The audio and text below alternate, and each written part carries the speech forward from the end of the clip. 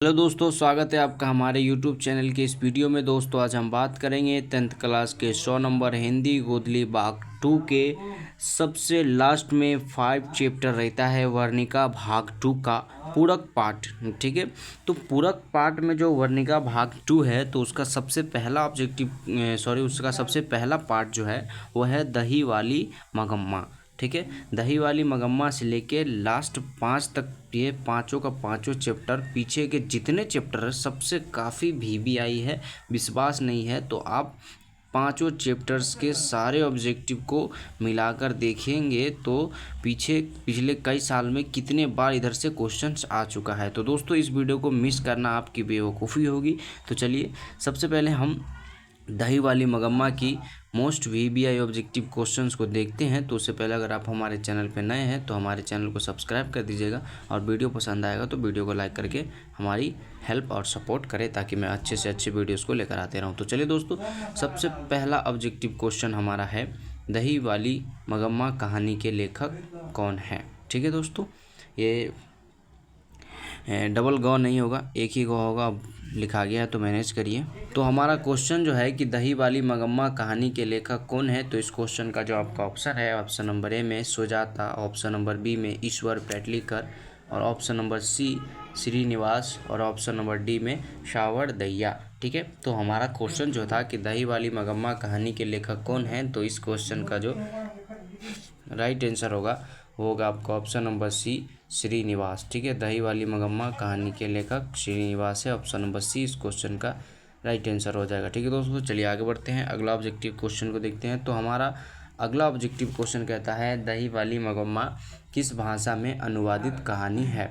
ठीक है, दही वाली मगम्मा किस भाषा में अनुवादित कहानी है। तो इस क्वेश्चन का जो आपका ऑप्शन होगा ऑप्शन नंबर ए में हिंदी, ऑप्शन नंबर बी में संस्कृत, ऑप्शन नंबर सी में कन्नड़ और ऑप्शन नंबर डी में भोजपुरी। ठीक है दोस्तों, तो हमारा क्वेश्चन जो था कि दही वाली मगम्मा कहानी किस भाषा में अनुवादित है, तो इस क्वेश्चन का जो राइट आंसर होगा वो होगा आपका ऑप्शन नंबर सी कन्नड़। ठीक है, ऑप्शन नंबर सी इस क्वेश्चन का राइट आंसर हो जाएगा। दही वाली मगम्मा कहानी जो है कन्नड़ भाषा में अनुवादित है। ठीक है, चलिए आगे बढ़ते हैं और अगला ऑब्जेक्टिव क्वेश्चन को देखते हैं। ठीक है दोस्तों, इसी के साथ हमारा अगला ऑब्जेक्टिव क्वेश्चन कहता है कि दही वाली मगम्मा कहानी के रचयिता कौन है। ठीक है, दही वाली मगम्मा कहानी के रचयिता कौन है। Option number A Surdas, option number B Srinivas और ऑप्शन नंबर सी में वेंकटेश और ऑप्शन नंबर डी में अय्यर। ठीक है दोस्तों, 18-19 में यह क्वेश्चन पूछा गया है। मैंने कहा ना कि दही वाली मगम्मा क्वेश्चन पार्ट से बहुत सारे ऑब्जेक्टिव क्वेश्चन बिहार बोर्ड में पूछे जाते हैं। ठीक है, तो दही वाली मगम्मा कहानी के रचयिता कौन है, इस क्वेश्चन का जो राइट आंसर होगा वो होगा आपका ऑप्शन नंबर बी श्रीनिवास। ठीक है, श्रीनिवास जो है इस क्वेश्चन का राइट आंसर हो जाएगा। चलिए आगे बढ़ते हैं और अगला ऑब्जेक्टिव क्वेश्चन को देखते हैं। इसी के साथ दोस्तों हमारा अगला क्वेश्चन कहता है दही वाली मगम्मा कहानी के अनुवादक हैं। ठीक है, ले दे के यही क्वेश्चंस को 3 बार 4 बार घुमा के पूछता है, लेकिन यही रहता है। अगर आप याद कर लेंगे कि दही वाली मगम्मा के लेखक कौन है, बस इतना ही याद करिएगा तो इससे 2-3 क्वेश्चंस अलग अलग टाइप से पूछे जाते हैं। ठीक है, तो हमारा क्वेश्चन जो है कि दही वाली मगम्मा कहानी के अनुवादक कौन है, तो इस क्वेश्चन का जो आपका ऑप्शन होगा ऑप्शन नंबर ए में BR नारायण और ऑप्शन नंबर बी में श्रीनिवास और ऑप्शन नंबर सी में अय्यर और ऑप्शन नंबर डी में वेंकटेश। ठीक है, तो हमारा क्वेश्चन जो था कि दही वाली मगम्मा कहानी के अनुवादक कौन है, तो इस क्वेश्चन का जो राइट आंसर होगा वो होगा आपका ऑप्शन नंबर ए BR नारायण। ठीक है, ऑप्शन नंबर ए BR नारायण जो है इस क्वेश्चन का राइट आंसर हो जाएगा। ये अनुवादक है। ठीक है, और लेखक जो है रचयिता है वो श्रीनिवास। तो इस क्वेश्चन का राइट आंसर ऑप्शन नंबर ए हो जाएगा। ठीक है, चलिए अगला क्वेश्चन हमारा कहता है मगम्मा क्या बेचती थी। इस क्वेश्चन का जो आपका ऑप्शन है ऑप्शन नंबर ए में दही, ऑप्शन नंबर बी में दूध और ऑप्शन नंबर सी में मक्खन और ऑप्शन नंबर डी में घी। ठीक है, 19-21 में पूछा है तो बहुत इंपॉर्टेंट क्वेश्चन है। सारे के सारे ऑब्जेक्टिव क्वेश्चंस काफ़ी इंपॉर्टेंट हैं। तो लास्ट के 1 महीने में हम आपको प्रोवाइड करेंगे, 2-3 ऑब्जेक्टिव क्वेश्चन देंगे, उसी में से आपको 100% वहाँ मैच कर जाएगा, मिलेगा। ठीक है, तो हमारा क्वेश्चन जो है कि मगम्मा क्या बेचती थी, तो इस क्वेश्चन का जो राइट आंसर होगा वो होगा आपका ऑप्शन नंबर ए दही, ठीक है। दही वाली मगम्मा तो क्या बेइज्जती होगी, दही है ना, तो ऑप्शन नंबर ए इस क्वेश्चन का राइट आंसर हो जाएगा, ठीक है। चलिए आगे बढ़ते हैं। अगला ऑब्जेक्टिव क्वेश्चन कहता है मगम्मा मिठाई किसके लिए ले जा रही थी, ठीक है। मगम्मा मिठाई किसके लिए ले जा रही थी।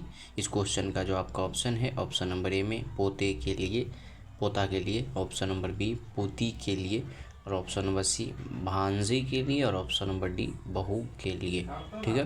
तो मगम्मा सास थी और उसका एक बहू था, तो भैया सास बहू में तो इतना मिलन कम होता है कि सास बहू को ले जाके मिठाई खिलाए। तो इस क्वेश्चन का जो आपका राइट आंसर होगा कि मगम्मा मगम्मा मिठाई किसके लिए ले जा रही थी, तो इस क्वेश्चन का राइट आंसर आपका ऑप्शन नंबर ए पोता के लिए, ठीक है। मगम्मा मिठाई पोता के लिए ले जा रही थी, ऑप्शन नंबर ए जो है इस क्वेश्चन का राइट आंसर हो जाएगा, ठीक है। सास बहू में काफ़ी लफड़ा चल रहा था, लेकिन मगम्मा जो थी दादी थी और पोता को बहुत मानती थी, ठीक है। चलिए आगे बढ़ते हैं और अगला ऑब्जेक्टिव क्वेश्चन को देखते हैं। तो इसी के साथ हमारा अगला ऑब्जेक्टिव क्वेश्चन कहता है मगम्मा को किससे विवाद था। मगम्मा को किससे लड़ाई था, मगम्मा को किससे विवाद था। तो इस क्वेश्चन का जो आपका ऑप्शन होगा, ऑप्शन नंबर ए में पति से, ऑप्शन नंबर बी में बेटे से, और ऑप्शन नंबर सी में बहू से, और ऑप्शन नंबर डी में पोते से, ठीक है।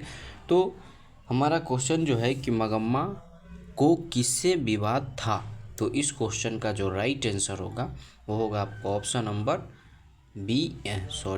ऑप्शन नंबर सी बहू से, ठीक है। मगम्मा का विवाद जो चल रहा था वो बहू से चल रहा था। और भैया ये 70% से ज़्यादा घरों का लफड़ा है कि सास बहू में विवाद अक्सर रहबे करता है का। तो ऑप्शन नंबर सी बहू से इस क्वेश्चन का राइट आंसर है। चलिए अगला क्वेश्चन कहता है मगम्मा कहाँ की रहने वाली थी। मगम्मा कहाँ की रहने वाली थी। Option number A Rampur, option number B Venkatpur, और ऑप्शन नंबर सी में वेंकटपुर बेंगलोर, और ऑप्शन नंबर डी में वर्धमान, ठीक है।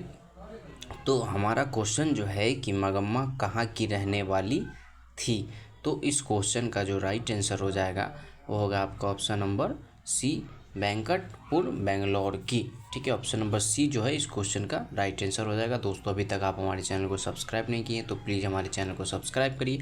टेंथ के साथ साथ 12th में भी आपके अच्छे रिजल्ट के लिए कंधे से कंधे मिलाकर चलेंगे, तो प्लीज़ हमारे चैनल को सब्सक्राइब करके हमसे जुड़ जाइए। अगला क्वेश्चन हमारा है मगम्मा कौन थी। नजम्मा मगम्मा कौन थी। ये क्वेश्चन ऐसा ही आएगा बिहार बोर्ड में, लेकिन इस क्वेश्चन का जो क्लियर रहता है कि नजम्मा मगम्मा की कौन थी, ठीक है। नजम्मा मगम्मा की कौन थी, यह क्वेश्चंस बिहार बोर्ड में आपको मिलेगा, नजम्मा मगम्मा कौन थी, ठीक है। तो इस क्वेश्चन का जो आपका ऑप्शन है, ऑप्शन नंबर ए में बेटी, ऑप्शन नंबर बी में मौसी, ऑप्शन नंबर सी में बहू, और ऑप्शन नंबर डी में सौतन, ठीक है। तो हमारा क्वेश्चन है कि नजम्मा मगम्मा कौन थी, यानी नजम्मा जो थी मगम्मा की कौन थी। तो इस क्वेश्चन का जो राइट आंसर होगा वो होगा आपका ऑप्शन नंबर सी बहू थी, ठीक है। नजम्मा जो थी मगम्मा की बहू थी। ऑप्शन नंबर सी जो है इस क्वेश्चन का राइट आंसर हो जाएगा। चलिए आगे बढ़ते हैं और अगला ऑब्जेक्टिव क्वेश्चन को देखते हैं। अगला ऑब्जेक्टिव क्वेश्चन कहता है श्रीनिवास जी का जन्म कर्नाटक में कहाँ हुआ था। श्रीनिवास जी जो इस चैप्टर के लेखक है उनका जन्म पूछ रहा है कि उनका जन्म कर्नाटक में कहाँ हुआ था, ठीक है। दोस्तों अभी हम एक्सप्लेन करके समझा रहे हैं, लेकिन जैसे ही 1 महीना बचेगा हम विदाउट ऑप्शन का डायरेक्ट आंसर वाला टेस्ट लेंगे और वह क्वेश्चंस भी आपको बताएंगे, ठीक है ना। तो हमारा क्वेश्चन जो है कि श्रीनिवास जी का जन्म कर्नाटक में कहाँ हुआ था। तो इस क्वेश्चन का जो ऑप्शन है, ऑप्शन नंबर ए में कोलार, ऑप्शन नंबर बी में मदुरै, और ऑप्शन नंबर सी वेंकटेश, और ऑप्शन नंबर डी में मूसलीपट्टम, ठीक है। तो हमारा क्वेश्चन जो है कि श्रीनिवास जी का जन्म कर्नाटक में कहाँ हुआ था। तो इस क्वेश्चन का जो राइट आंसर होगा वो होगा आपका ऑप्शन नंबर ए कोलार में, ठीक है। श्रीनिवास जी का जन्म कर्नाटक के कोलार में हुआ था। तो ऑप्शन नंबर ए जो है इस क्वेश्चन का राइट आंसर है। चलिए दोस्तों आगे बढ़ते हैं और अगला ऑब्जेक्टिव क्वेश्चन को देखते हैं। इसी के साथ हमारा अगला ऑब्जेक्टिव क्वेश्चन है गाँव में जुआरी के किस्म का आदमी कौन था। गांव में जुआरी की किस्म का आदमी कौन था। दोस्तों अगर अभी तो 2 से 3 महीने एग्ज़ाम को 2-3 महीने से ज़्यादा ही बचा है, तो मैं कहता हूं कि अगर हिंदी में कुछ अच्छा करना है तो खाली टाइम में आप चैप्टर पढ़ें, ठीक है। और हिंदी आपका एक ऐसा जैकपॉट है, मैथ में इतना मेहनत करते हैं लेकिन मैथ में 60-65 ज़्यादा से ज़्यादा है ज़्यादातर बच्चा का, लेकिन आप वो उसका थोड़ा मेहनत अगर आप हिंदी में करते हैं तो आपको 85, 90, 80 प्लस आपको नंबर मिलेगा। तो आप खाली टाइम में हिंदी के चैप्टर पढ़ें, ठीक है। और राइटिंग वाइटिंग का आप टेंशन छोड़िए, आपका जो राइटिंग है वही राइटिंग में आप एग्ज़ाम दीजिए, ठीक है। तो हमारा क्वेश्चन जो है कि गांव में ज्वारी के किस्म का आदमी कौन था, तो इस क्वेश्चन का जो आपका ऑप्शन है, ऑप्शन नंबर ए में मगम्मा, ऑप्शन नंबर बी में रगमपाहा, ऑप्शन नंबर सी में लक्ष्मी और ऑप्शन नंबर डी में पापाती, ठीक है। तो हमारा क्वेश्चन है कि गांव में ज्वारी किस्म का आदमी कौन था, तो इस क्वेश्चन का जो राइट आंसर होगा वो होगा आपका रंगप्पा, ठीक है। ऑप्शन नंबर 20 क्वेश्चन का राइट आंसर हो जाएगा। और रंगप्पा जो है मगम्मा का पति है, ठीक है। मगम्मा का पति जो एकदम जुआरी टाइप का आदमी था, तो मगम्मा की पति रंगप्पा जो है जुआरी किस्म का आदमी था, ठीक है। चलिए आगे बढ़ते हैं और अगला ऑब्जेक्टिव क्वेश्चन को देखते हैं। हमारा अगला ऑब्जेक्टिव क्वेश्चन कहता है अमराई का कुआं कहाँ है। अमराई का कुआं कहाँ है। इस क्वेश्चन का जो आपका ऑप्शन है, ऑप्शन नंबर ए में रास्ते में, ऑप्शन नंबर बी शहर में, और ऑप्शन नंबर सी में रंगप्पा के खेत में, और ऑप्शन नंबर डी सभी गलत हैं। 2022 में पूछा गया है, इससे आगे भी पूछा है। तो अमराई का कुआं कहाँ है, इस क्वेश्चन का जो राइट आंसर होगा वो होगा आपका ऑप्शन नंबर ए रास्ते में, ठीक है। अमराई का कुआं रास्ते में है, ऑप्शन नंबर ए जो है इस क्वेश्चन का राइट आंसर हो जाएगा, ठीक है। चलिए आगे बढ़ते हैं। अगला क्वेश्चन हमारा कहता है मगम्मा के बहू का नाम क्या है, ठीक है। हमने इससे पहले वाले क्वेश्चंस ऑब्जेक्टिव में इसका आंसर बताया था, फिर भी आपको ये बता देते हैं। अगर आपको मालूम है तो आप कमेंट में इसका राइट आंसर मार सकते हैं, ठीक है। तो हमारा क्वेश्चन था कि मगम्मा की बहू का नाम क्या था, तो इस क्वेश्चन का जो आपका ऑप्शन है, ऑप्शन नंबर ए में वज़म्मा, ऑप्शन नंबर बी में नज़म्मा, ऑप्शन नंबर सी सजम्मा, और ऑप्शन नंबर डी में बिल्लम्मा, ठीक है। तो हमारा क्वेश्चन जो है कि मगम्मा के बहू का नाम क्या है, तो इस क्वेश्चन का जो राइट आंसर होगा वो होगा आपका ऑप्शन नंबर बी नज़म्मा, ठीक है। ऑप्शन नंबर 20 क्वेश्चन का राइट आंसर हो जाएगा। चलिए आगे बढ़ते हैं। अगला ऑब्जेक्टिव क्वेश्चन हमारा कहता है उस घर में अब सास और बहू में स्वतंत्रता की होड़ लगी है, यह पंक्ति किस कहानी की है, ठीक है। वहाँ आपको सास बहू का लफड़ा जैसा क्वेश्चन आए तो आप सीधा समझ जाना कि दही वाली मगम्मा वाला लफड़ा है, ठीक है। क्योंकि वहाँ आपको मैंने वो देखो चैप्टर का नाम ऊपर दे दिया है कि दही वाली मगम्मा, वहाँ आपको नहीं मिलेगा ना, तो याद रखिएगा, ठीक है। तो हमारा क्वेश्चन जो था कि उस घर में अब सास और बहू में स्वतंत्रता की होड़ लगी है, यह पंक्ति किस कहानी की है, तो इस क्वेश्चन का जो आपका ऑप्शन है, ऑप्शन नंबर ए में नगर, ऑप्शन नंबर बी में माँ, और ऑप्शन नंबर सी में ढहते विश्वास, और ऑप्शन नंबर डी में दही वाली मगम्मा, ठीक है। तो हमारा क्वेश्चन जो था कि उस घर में अब सास और बहू में स्वतंत्रता की होड़ लगी है, यह पंक्ति किस कहानी की है, तो यह पंक्ति जो है आपका ऑप्शन नंबर डी दही वाली मगम्मा कहानी की है, ठीक है। ऑप्शन नंबर डी इस क्वेश्चन का राइट आंसर हो जाएगा। चलिए अगला ऑब्जेक्टिव क्वेश्चन कहता है क्यों री राक्षसी इस छोटे बच्चे को क्यों पीट रही है, किसने कहा। क्यों री राक्षसी इस छोटे बच्चे को क्यों पीट रही है, यह किसने कहा, तो इस क्वेश्चन का जो आपका ऑप्शन है, ऑप्शन नंबर ए में मगम्मा ने, ऑप्शन नंबर बी पापाती ने, और ऑप्शन नंबर सी लक्ष्मी, और ऑप्शन नंबर डी में सीता ने, ठीक है। तो हमारा क्वेश्चन जो था कि क्यों रे राक्षसी इस छोटे बच्चे को क्यों पीट रही है, तो यह जो कहा था क्वेश्चन है कि किसने कहा था, ये तो यह जो कहा था मगम्मा ने कहा था। ऑप्शन नंबर ए इस क्वेश्चन का राइट आंसर हो जाएगा मगम्मा ने। चलिए अगला क्वेश्चन कहता है लड़का अगर कुछ उधम करता है उसे मना करने का हक मुझे नहीं। लड़का अगर उधम मतलब गलती करता है, तो लड़का अगर कुछ गलती करता है तो उसे मना करने का हक मुझे नहीं है, यह किसने कहा था, तो यह किसने कहा था, तो इस क्वेश्चन का जो आपका ऑप्शन है, ऑप्शन नंबर ए में मगम्मा, ऑप्शन नंबर बी में मगम्मा का बेटा, और ऑप्शन नंबर सी नजम्मा और ऑप्शन नंबर डी में रंगप्पा। रंगप्पा तो मगम्मा का पति था, तो उसको तो साइड में रखिए, सिर्फ वो बेवड़ा वाला क्वेश्चन है तो अब उसका राइट आंसर मारना। ठीक है, तो यह जो कहा था कि लड़का अगर कुछ उधम करता है तो उसे मना करने का हक मुझे नहीं है, यह किसने कहा था? तो इस क्वेश्चन का जो राइट आंसर होगा वो होगा आपका ऑप्शन नंबर ए मगम्मा ने कहा था। ठीक है, उसके बहू से कहा था मगम्मा ने कि लड़का अगर कोई गलती करता है तो क्या मुझे उसको डांटने का या मना करने का हक नहीं है?